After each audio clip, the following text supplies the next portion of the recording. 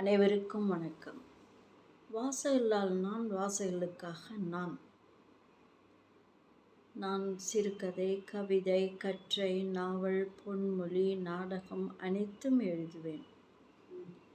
எனக்கு நேற்று 14/6/2025 நேற்று எனக்கு எழுத்துத்துறையில் 50 புத்தகங்களுக்கு மேல் எழுதியதற்காக எனக்கு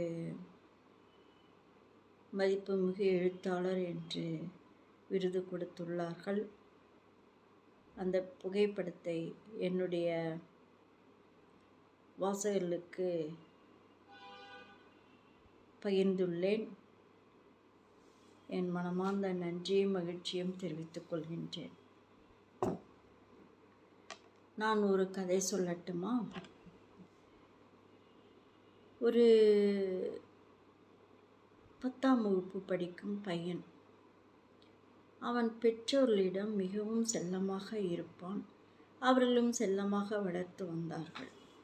ஓரளவுக்கு வசதி, மிக அதிக வசதியும் இல்லை, ஓரளவுக்கு படிப்பான். பெற்றோர்களுக்கு இவனை நன்றாக படிக்க வைக்க வேண்டும் என்று மிகவும் ஆசை.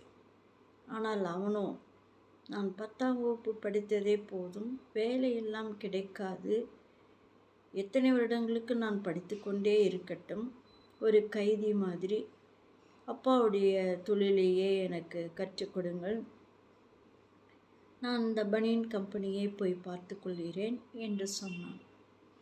பெற்றோர்களும் எவ்வளவோ சொல்லி பார்த்தார்கள், கேட்கவில்லை. 10ஆம் வகுப்பிலேயே கம்பெனிக்குள் நுழைய விட்டார் தந்தை. எல்லாம் கற்றுக்கொள் என்றார்.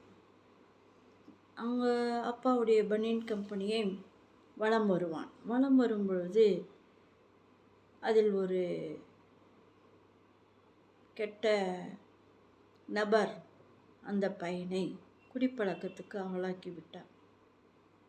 ஐயோ, எங்கள் அப்பா கண்டா பயமாக இருக்குது, உள்ளே விட மாட்டார், மீண்டும் படிக்க வைத்து விடுவார் என்று சொன்னான்.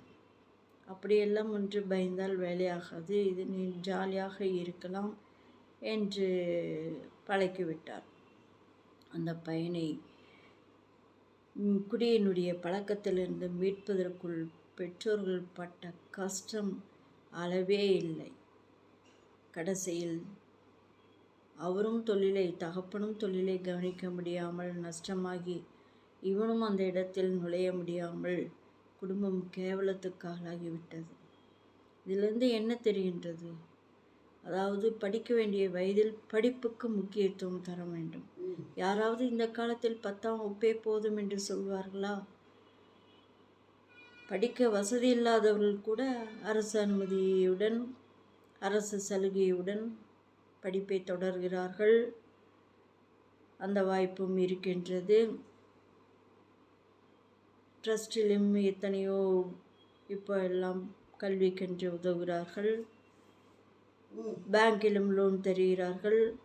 அப்படியெல்லாம் படிக்கும் காலத்தில் இப்படி இந்த பையன் சொன்னதையும் பெற்றோர்கள் கேட்டதும் இரண்டுமே தவறுதான்.